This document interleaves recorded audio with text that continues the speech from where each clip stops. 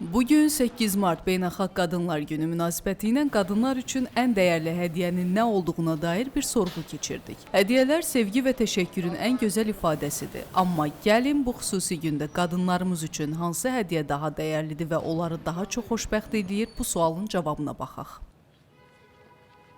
Azad olmaq. Can sağlığı qızım. Özgə nə ola bilər? Ailəmdə, uşaqlarımın içində can sağlığı. Gül, təbii ki. Ən dəyərli hədiyyəm mənim qızım elədir. Onun hədiyyəsi həmişə mənə dəyərli olur. Elə adi yazdığı bir məktub elə mənim üçün dəyərlidir. Əsas can sağlığımda olsun. Bir də balalarım salamat olsun, mənim üçün hədiyyədir. Vəssalam.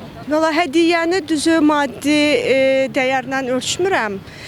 Sözlə də olsa xoş sözlərlə təbrik eləmək böyük şeydir. Yəni maddi nəyinsə müqabilində təbrik eləmək o əsas deyil. Ən dəyərli hədiyyə güldür. Həyatda ən dəyərli mənim balalarımın xoşbəxtliyi. Ancaq onların üzü gülsün, yaxşı olsunlar falan. Mənim hədiyyəm budur ki, Allahdan onlar sağ-salamat olsun. Yüz belə bayramlara çıxaq. Bu Ramazan ayıdır, 8 Martdır. Allah hamını təbrik edirəm qızım, sənə də.